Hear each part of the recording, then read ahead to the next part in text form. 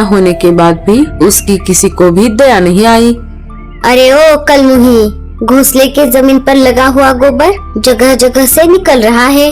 बाहर जाकर ढेर सारा गोबर लेकर आ और घोंसले के पूरे जमीन पर उससे पुताई कर। माँ जी, आपको तो पता ही है मैं पेट से हूँ और मेरा 9वां महीना चल रहा है। अब मुझसे ज्यादा झुककर काम नहीं होता और मुझसे भारी सामान भी नहीं उठाया जाता।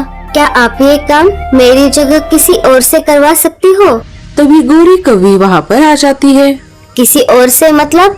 क्या तुम्हें ये लग रहा है कि ये काम मैं करूं? देखो ना मम्मी, ये कलमुही मुझे गोबर में हाथ गंदे करने को कह रही है। बदतमीज, तेरी इतनी हिम्मत, तू मेरी बेटी से काम करवाएगी? अरे नहीं नहीं माँ जी, मेरे कहने का वो मतलब नहीं था। मैं सब जानती हूँ, तू अभी रुक जा। जब मेरा बेटा घर आएगा तब मैं तेरी ये हरकत उसे बताऊंगी और तूने जो भी कहा है वो सब भी बताऊंगी। थोड़ी ही देर में कालिया घर आ जाता है। तभी गोरी और उसकी माँ कालिया को सोनी के खिलाफ बढ़ा चढ़ाकर बातें बनाकर भड़का देती है। क्यों री, ज्यादा जबान लड़ाती है? कालिया सोनी की एक नहीं सुनता और उसे डंडे से बहुत मारता है। जब सोनी नई नई शादी करके उस घर में आई थी तब उसकी सासू माँ उससे बहुत अच्छा बर्ताव करती थी। कालिया भी सोनी से बहुत प्यार करता था, लेकिन जब सोनी पहली बार पेट से रह गई तब उसकी सासू माँ को लगा उसे बेटा ही होगा। बेटी सोनी, अब तुम सिर्फ आराम करो, घर का सारा काम मैं अकेले कर लूंगी। कालिया ने भी सोनी को किसी भी चीज की कमी नहीं होने दी।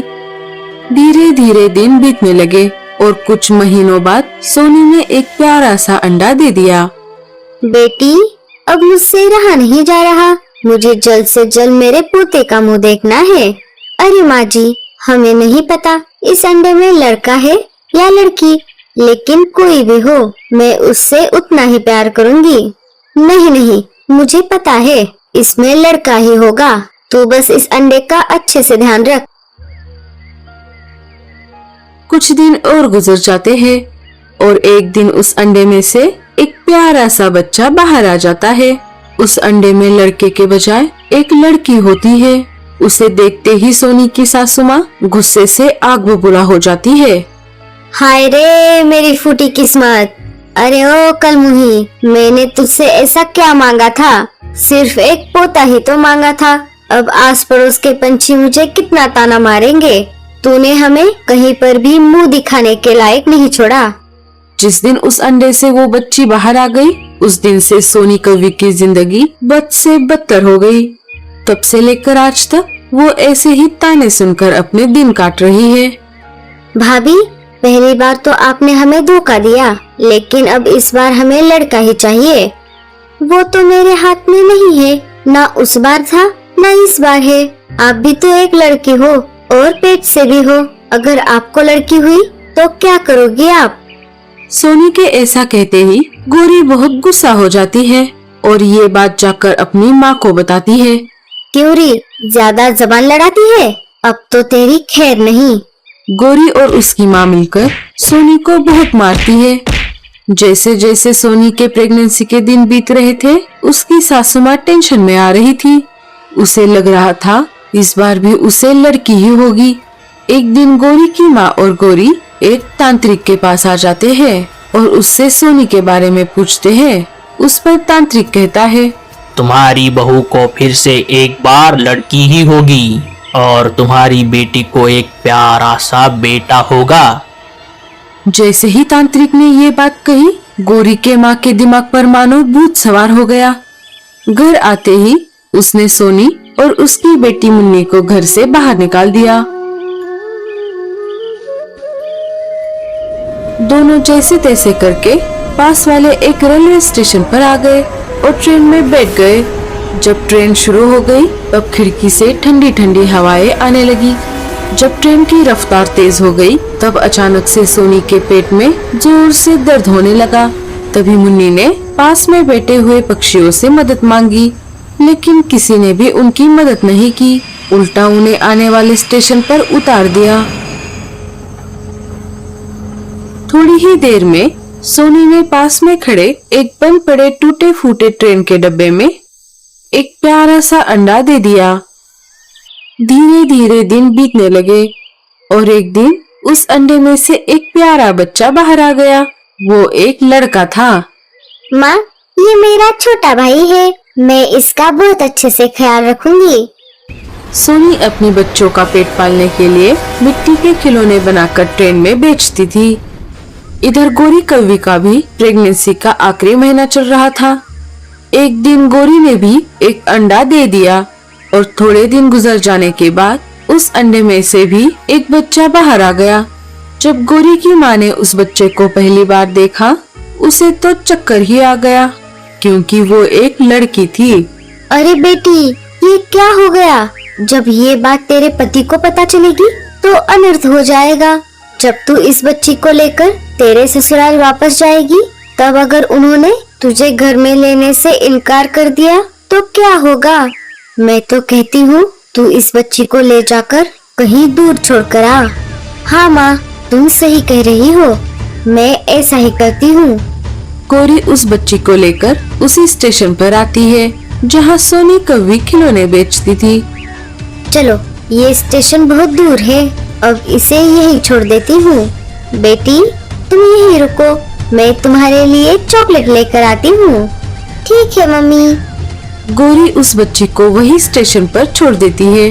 वो बच्ची बहुत देर तक वही स्टेशन पर बैठकर अपने माँ के वापस आने का इंतजार करती रही, लेकिन वो नहीं आई। माँ, तुम कहाँ पर हो? तुम कहाँ चली गई माँ? मुझे बहुत ठंड लग रही है माँ। धीरे धीरे रात हो गई और स्टेशन सुनसान हो गया। तभी अकेली बच्ची को देखकर कुछ शिकारी पंछी उसके पास आ गए। अरे बच्ची, क्या हुआ? क्या तुम खो गई हो? तुम्हारे मम्मी पापा कहाँ हैं? चलो, हम तुम्हें तुम्हारे मम्मी पापा के पास लेकर चलते हैं। मुझे नहीं आना, मेरी मम्मी मेरे लिए चॉकलेट लाने गई है। अले ले ले, चॉकलेट लाने गई है? लेकिन तुम्हें यहाँ अकेले छोड़कर वो कैसे चली गई? उसे तुम्हें साथ लेकर जाना चाहिए था। कोई बात नहीं, तुम्हारे मम्मी के आने तक हम यहीं रुकते हैं। सोनी कौवी ये सब पास वाले एक पिलर के पीछे छुपकर देख रही थी। तभी वो वहाँ पर आ जाती है। लो, आ गई उसकी माँ। अब चलो, जल्दी से यहाँ से खिसको, वरना मुझे पुलिस को बुलाना पड़ेगा। सोनी चिड़िया ने उन शिकारी पंछियों को बहुत बार मजा चखाया था। इसी वजह से सोनी चिड़िया को देखते ही शिकारी पंछी वहाँ से 9-2-11 हो गए। अरे बेटी, इतनी रात को तुम यहाँ पर अकेली क्या कर रही हो? बच्ची सारी बात सोनी को बताती है। उसकी बातें सुनकर सोनी सारी बात समझ जाती है। बेटी, तुम डरो मत, मैं तुम्हें कोई नुकसान नहीं पहुँचाऊंगी। चलो मेरे साथ, यहाँ अकेले रहना खतरे से खाली नहीं है। थोड़े दिन गुजर जाने के बाद जब कालू गोरी से मिलने उसके मायके आ जाता है, तब गोरी उसे सारी बात बताती है। अरे गोरी, ये तुमने क्या कर दिया? तुमने हमारी बेटी को ऐसे स्टेशन पर छोड़कर बहुत बड़ी गलती कर दी। तुमने ऐसे सोच भी कैसे लिया कि बेटी होने पर मैं तुम्हें घर से निकाल दूंगा? तुमने मुझे एक बार भी बताना जरूरी नहीं समझा? मुझे माफ कर दीजिए कालू जी, मुझसे बहुत बड़ी गलती हो गई। जैसा हमने हमारे भाभी के साथ किया, मुझे लगा मेरे साथ भी वैसा ही होगा। सासू माँ, ये सब आपकी वजह से हुआ है। आप उम्र में हम सबसे बड़ी हो। अगर आप ही ऐसा करोगी तो हम छोटे आपसे क्या आदर्श लेंगे? आपको आपकी करतूत के लिए ऊपर वाला कभी माफ नहीं करेगा। कालू समय ना गवाते हुए गोरी को लेकर उसी स्टेशन पर आ जाता है। वो अपनी बेटी को इधर उधर ढूंढने लगते हैं, लेकिन उन्हें वो कहीं पर भी नहीं मिलती। आखिर में उन्हें सोनी चिड़िया उस स्टेशन पर खिलौने बेचते हुए नजर आती है। अरे भाभी, आप कैसी हो? मैं ठीक हूँ और जिंदा भी। तुम यहाँ पर क्या कर रही हो? गोरी सारी बात सोनी को बताती है।